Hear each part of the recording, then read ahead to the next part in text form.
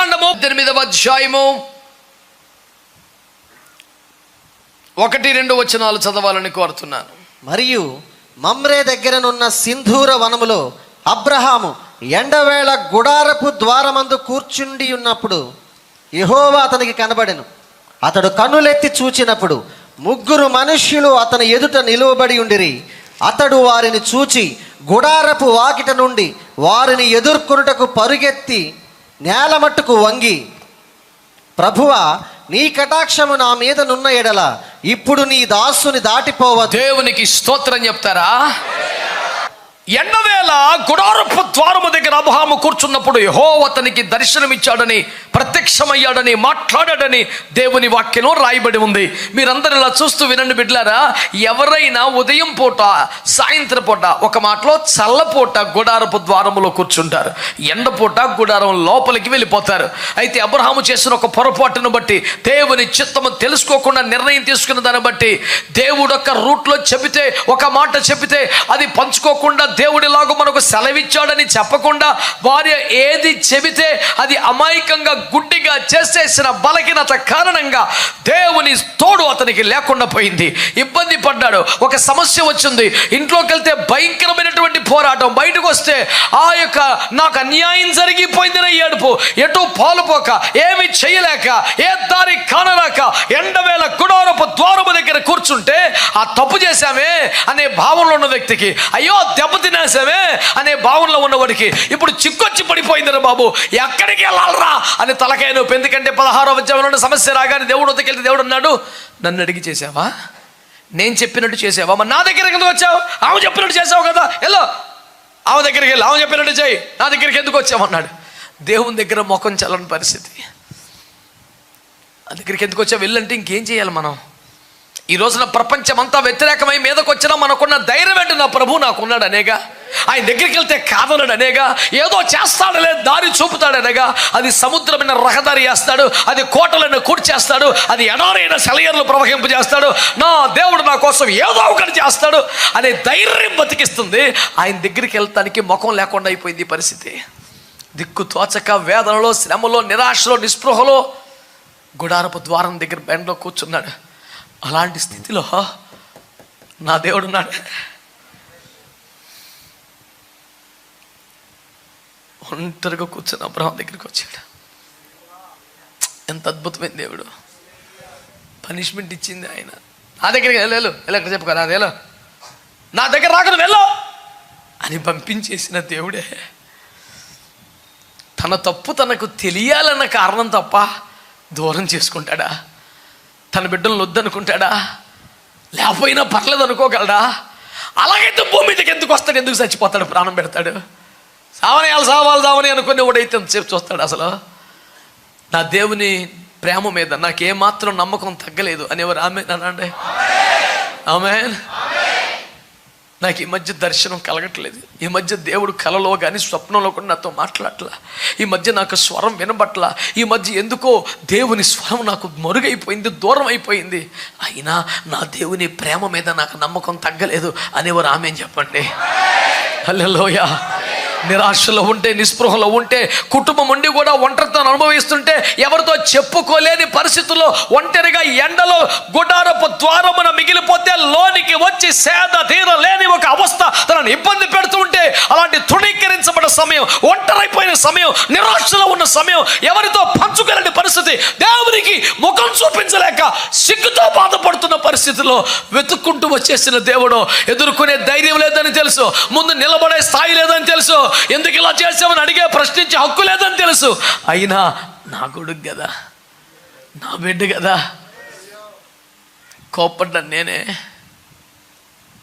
మళ్ళీ జాలి చేసుకున్నా. కోపించుచునే వాత్సల్యము చూపి అనుదినము నన్ను మరువక మన్నాను నా కిడితివి. దేవునికి స్తోత్రం కలుగునగా. కోపము నిమిషం మాత్రమే. నేను నమ్ముతున్నాను నా పట్ల, నీ పట్ల ఆ నిమిషం అయిపోయిందని నమ్ముతున్నాను. ఇక దేవుడు దర్శనం అనుగ్రహించే సమయం, దేవుడు తన ప్రజలను దర్శించే సమయం, నీ గుడారపు ద్వారము దగ్గరకు వచ్చే సమయం, నువ్వు ఓడిపోయిన చోట, నువ్వు విఫలమైపోయిన చోట, ఏ దారి కానరాక కుప్పకూలిపోయిన చోట, ఇంకా నా వల్ల కాదనిపిస్తున్న చోట, ఇక నేనేం చేయను అనిపిస్తున్న చోట, ఇక చేతులు ఎత్తేసాననే చోట నీ దగ్గరకు వచ్చి నిలబడి దర్శించి ఒక్క మాటతో, ఒక్క దర్శనంతో, ఒక్క ప్రత్యక్షతో పరిస్థితులు సమూలంగా, శాశ్వతంగా, నూతనంగా మార్చగలిగిన ఒక అద్భుతమైన దేవునికి చప్పట్లు కొడుతూ కృతజ్ఞతలు చెల్లించండి. వస్తున్న దేవుడు నీ దగ్గరికి దిగి వస్తున్నాడు, నీ గుడారం దగ్గర దిగి వస్తున్నాడు, నీ ఇంటి వాకిడికి దిగి వస్తున్నాడు. నువ్వు ఫెయిల్ అయిపోయిన చోట, ఒంటరైపోయిన చోట, జవాబు చెప్పుకోలేని చోట, తల పైకెత్తుకోలేని చోట, ఇక నా వల్ల కాదనే చోట, all the way the Lord is coming to you for a very kind visitation. Abraham was not deserved the visitation of the Holy Spirit God at that moment, but the Triune God came all the way to bless Abraham. Hallelujah, hallelujah. పని కట్టుకొని ఇంటికి వచ్చి నిన్ను గుడారంలోంచి బయటికి తెచ్చి నీకు ధైర్యం చెప్పి నీ తరపున నిబంధన చేసి ఇన్ని చేసి వెళ్తే నువ్వు చేసిన పాడు పని అంటే బుర్రలేని పని చేస్తున్నావు, నేను చెప్పిందంటే చేసేదంటే అని గద్దించాడు 16లో. 17లో లే అబ్రాం, ఏమనుకుంటున్నావు? నేను సర్వశక్తి గల దేవుణ్ణి, నా ఎదుటి నిందారహితంగా ఉంటేనే, లేకపోతే నీకు నాకు కుదరదు. అసలు నిబంధన చేయి, పద్దాక వాగ్దానాలు పొందుకోవటం కాదు. 16లో ఏమో ఎలా నా దగ్గర చెప్తున్నావు, వెళ్ళి ఆమె చెప్పినాడు చేయి అన్నాడు. 15లో నిబంధన చేయి, భయంగా బతుకు, లేకపోతే కుదరదు అన్నాడు. ఇంకా ఆయనకి అనిపించింది, ఇంక చాలే బాబోయ్, నా కొడుకు వాడు నా కోసం అందరిని వదులుకొని వచ్చేసాడు. కన్న తల్లిదండ్రులు చిన్నప్పుడే వెళ్ళిపోయారు. ఉన్న ఊరు తల్లి లాంటిది అంటారు, ఆ ఊరిని వదిలేసుకొచ్చాడు. ఎక్కడికి వెళ్ళాలో తెలియదు. అమ్మో, నేను ఇంకా దూరం పెడతాడు, ఏమైపోతాడు? పనిష్మెంట్ సరిపోయిందని కాదు, వాడు ఏమైపోతాడు? ఒక మంచి మాట మీకు చాలాసార్లు చెప్పాను, నన్ను పోనివ్వని ప్రేమ నన్ను వెతుకుచున్నది ప్రేమ.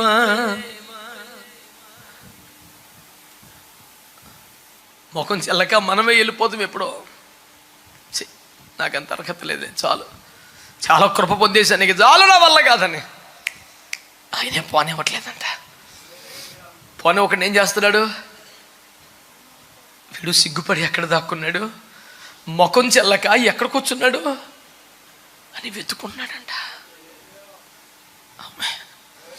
నన్ను పోనివ్వని ప్రేమ నన్ను వెతుకుచున్నది ప్రేమ. ఏం చేస్తాట? క్రమపరచి స్థిరపరచి. ఎంత అద్భుతమైన మాటలండి. క్రమపరచడానికే వస్తాడంట. నీకు ఇష్టమేనా? హలో, ఏదో మూటలు కాదు, క్రమపరచడానికి వస్తాడట. రాణిస్తావా? హలో, రాణిస్తావా? క్రమపరుచున్నట్లుగా అప్పగించుకుంటావా? అట్లే చేతులు ఎత్తి రండి ప్రభు అని పిలవండి.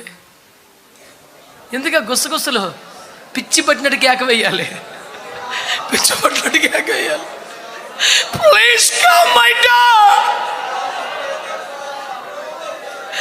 I desperately need your presence, oh my master. Randaya. సొంత నిర్ణయాలు తీసుకున్నాను, తెలివి తక్కువ పనులు చేశాను, మనుషుల ఆలోచనలు తీసుకున్నాను, తప్పే. కానీ నేను సేపు దూరంగా ఉండలేను, నీకు వేరుగా ఉండలేను. నీ దర్శనం లేకుండా, స్వరం లేకుండా రోజులు దొరకటం కష్టంగా ఉంది. కమాన్ కమాన్.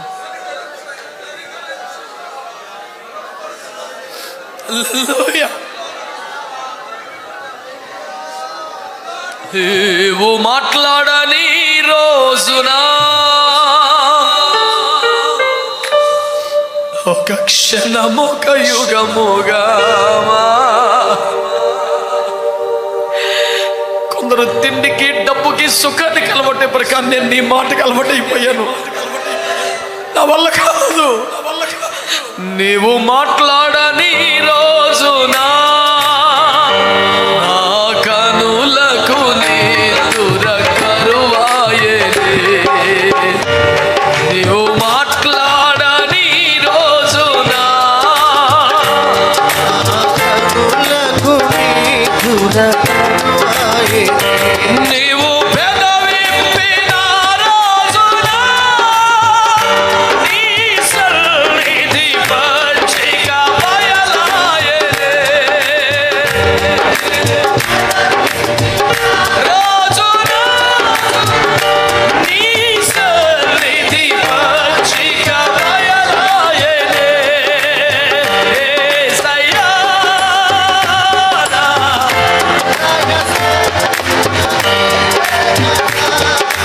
విశ్వమంతా నీ నామము.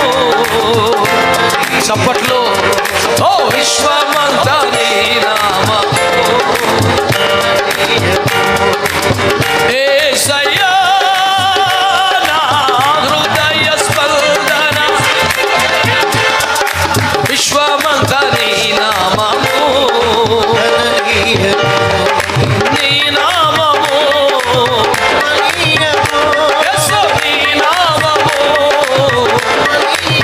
పాడు పాడు పాడు పాడుతూ ఉండగానే పోయబడ్డ పదిమల తైలం వంటి యేసునామం. హల్లెలూయా. ఆమేన్. విశ్వమంతా నీ నామము. ఓ విశ్వమంతా గౌడే. నీవు పెదవి విప్పిన రోజునా నీ సన్నిధి పచ్చిక బయలాయెనే. నీ సన్నిధి పచ్చిక బయలాయెనే. యేసయ్యా నా హృదయ స్పందన నీవే. నా గుండె చప్పుడు, నా హృదయ స్పందన నీవయ్యా. హృదయ స్పందన ఓ విశ్వమంతా నీ నామము.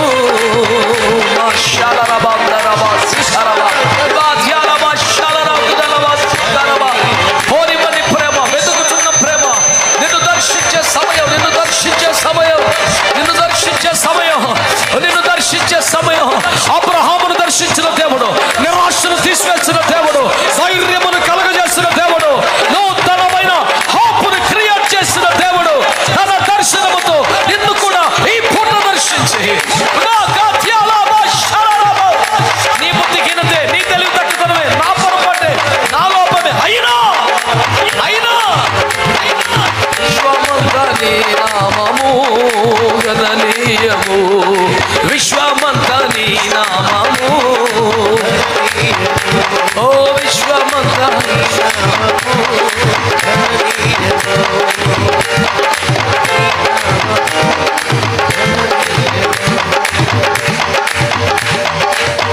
నీవు వరునిగా విచ్చేయువేళ నా తలంపుల పల్ట అరుణుని. నీవు వరునిగా విచ్చేయువేళ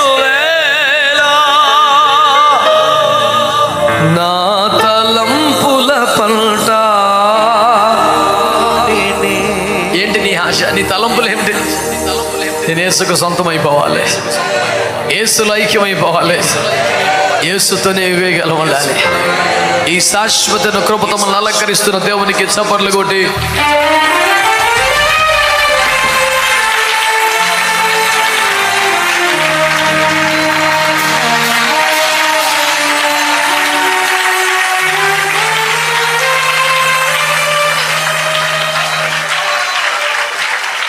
ఆమేన్. గట్టిగా చేతులెత్తి దేవునికి స్తోత్రం చెల్లిద్దాం. ఆమేన్. గట్టిగా ఆమేన్. ప్రభునందు మిక్కిలి ప్రియమైన దేవుని బిడ్డలారా, అబ్రహాము దుఃఖములో ఉన్నాడు, అబ్రహాము శ్రమలో ఉన్నాడు, అవమానములో ఉన్నాడు, ఒంటరితనం ఫీల్ అవుతున్నాడు. తప్పు జరిగిపోయిందే అనే దుఃఖములో, నేను దేవుని వద్దకు వెళ్ళలేకపోతున్నాను, దేవునికి ముఖం చూపించలేకపోతున్నాను దుఃఖములో ఉంటే దేవుడు ప్రత్యక్షమయ్యాడు. అబ్రహాం దగ్గరికి దేవుడు వచ్చేసాడు. ఆమె మీరు చెప్పండి, ఇప్పుడు ఆ స్థితిలో దేవుడు మన దగ్గరికి వస్తే యథార్థం చెప్పండి, ఏమైనా అడగాలనిపిస్తుందా? మనమే తప్పు చేసాం, చెప్పినట్టు చేయలేదు, అంత దర్శనం నిబంధన అంతా వ్యర్థం చేసాం, పిచ్చి పిచ్చిగా మనుషుల మాటలు ప్రచురం చేసాం, దేవునికి మనకి భయంకరమైన గ్యాప్ వచ్చింది. నా దగ్గర ఎలా అని దేవుడు అంటున్నాడు. ఆ స్థితిలో దేవునితో ఫ్రెండ్షిప్ని కోల్పోయాను నేను. I last the glorious fellowship with my God అని గుండె పగిలిపోయి ఏడుపు వచ్చేస్తుంది. నాకు ఎవరుంటే ఎందుకు, ఏముంటే ఎందుకు, దేవునితో ఉన్న స్నేహ బంధం పోగొట్టుకున్నాను. ఆ టైంలో దేవుడు వచ్చాడు. నాకు ఇది కావాలి, అది కావాలని అడగాలనిపిస్తుందా? వీళ్ళ కాళ్ళ మీద పడిపోవటమే. That's what Abraham did. Abraham అది చేశాడు. 7 అంశాల్లో మొదటిది అదే. Abraham didn't asked anything, he just worshipped. Hallelujah, hallelujah. చాలా చెప్పుకోవాలండి, గుండె నిండా ఇంత ముచ్చట ఉంటుంది, కానీ అవన్నీ పక్కకి వెళ్ళిపోయి కాళ్ళ మీద పడిపోయి. ఎండవేళ దేవుడిని యెహోవా అబ్రహామును దర్శించెను. అబ్రహాం ఏం చేశాడంట? పాదాల మీద పడిపోయాడంట. ఆమె ఆమె ఇలా ప్రార్థన చేసి చూడండి అన్నాను కదా. అందులో మొదటి అనుభవం, ఆయనకి సాష్టంగా పడిపోయి, ఆయనకి పాదాక్రాంతమైపోయి, ఆమె పూర్తిగా లొంగిపోయి, పూర్తిగా అప్పగించుకొని, నా సర్వం నీవే, నా సమస్తము నీవే.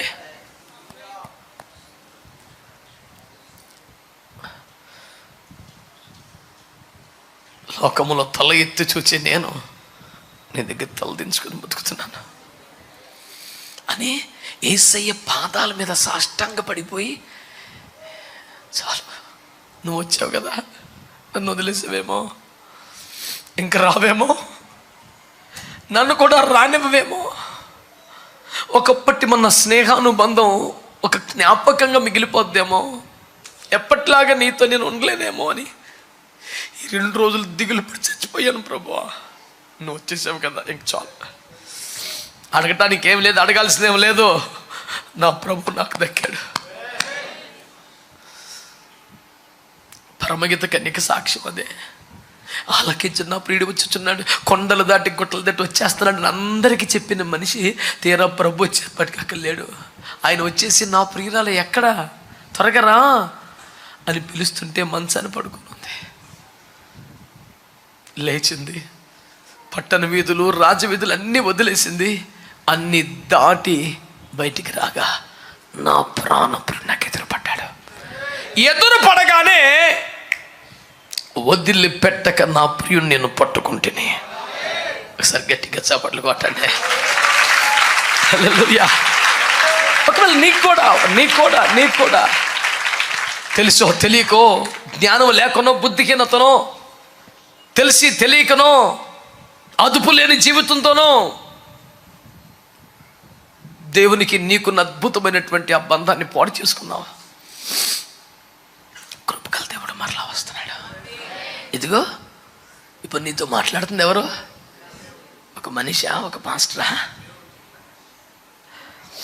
అబ్రహాము వద్దకు యెహోవా వాక్యం వచ్చెను. అబ్రహాం దగ్గరికి మెల్కీసెదెకు అనగా పరిశుద్ధాత్మ వచ్చెను. నీ దగ్గరికి ఎవరు వచ్చారా? అదే యెహోవా వాక్యాన్ని, అదే మెల్కీసెదెకు పరిశుద్ధాత్మ పట్టుకొని వచ్చాడు ఇప్పుడు నీ దగ్గర. Don't you acknowledge the presence of the almighty this morning? Hallelujah. సర్వశక్తి గల దేవుని దర్శనాన్ని, వ్యక్తిని, ప్రెసెన్స్ని నువ్వు గుర్తించట్లేదా? నీకేం స్పర్శ తెలియటం లేదా? నీకు అర్థమవుతుందా? నువ్వు చేయాల్సిందల్లా ఏదో డబ్బులు ఇవ్వాలి, మొక్కుకోవాలి కాదు. Just surrender all to the almighty. పూర్తిగా లొంగిపో, పూర్తిగా అప్పగించుకో. నీకు ప్రభు అంటే ఇష్టమే, నీకు ప్రభు అంటే ప్రేమే, కానీ ఎందుకో అంత టూ మచ్గా ఎందుకు చేయడం అని కొంత చేస్తున్నావు. నీకు ప్రభు అంటే నీకు నిజంగా పరమగీత కన్యకే కాదు, నీకు కూడా ప్రాణప్రియుడే. కానీ ఎందుకో ప్రాణం పెట్టినంతగా ఎప్పుడు ప్రార్థన చేయలేదు, ప్రాణం పెట్టినంతగా వర్షిప్ ఎప్పుడు చేయలేదు. కాసేపు స్తోత్రాలు చెప్తున్నావు, కాసేపు ప్రార్థన చేస్తున్నావు, ప్రభు మాట్లాడేదాకా కనిపెట్టలేదు, ప్రభు వెళ్ళమనేదాకా ముగించకుండా లేవు. నీకు కూడా ప్రభు అంటే ఇష్టమే, కానీ ఎందుకో నువ్వు కంటిన్యూ చేయట్లా, ఎందుకో తీవ్రంగా ఈ మాత్రం చాలే, ఎంత చాలే, గుడికి వెళ్ళే చెయ్యాలా, ఇంట్లో చేసుకోకూడదా, ఏడ్చే చెయ్యాలా, మామూలుగా చేయకూడదా, ఏ చేతులు ఎత్తాలా, కడుపులో చెప్పుకుంటే చాలదా, ఎందుకో నీ స్తుతిని, నీ ఆరాధనను, నీ కృతజ్ఞతను, నీ సమర్పణను, నీ ప్రార్థనను నీకు నువ్వే అణిచేసుకుంటున్నావు, నీకు నువ్వే తొక్కి వేసుకుంటున్నావు. ఇదిగో మూతవే ఎవడ్డ చలకోపములే, ఆ ఎవరికి ప్రయోజనం ఆగిపోతున్నావు, దాచబడిపోతున్నావు, నిధి వలె ఉండిపోతున్నావు. నువ్వు బయటికి రావాల్సిన సమయం, నీ స్తుతి బయటికి రావాలి, నీ ఆరాధన బయటికి రావాలి, నీ కృతజ్ఞత బయటికి రావాలి, నీ ప్రార్థన బయటికి రావాలి. ఎక్కడికి రావాలి? ఫేస్బుక్కో, ఇన్స్టాగ్రామ్కో, యూట్యూబ్కో కాదు, ఆయన పాదాల దగ్గర రావాలి, ఆయన పాదాల దగ్గర రావాలి. ప్రభు వస్తాడు, ఏం చేయాలి? ఆయన పాదాల మీద పడి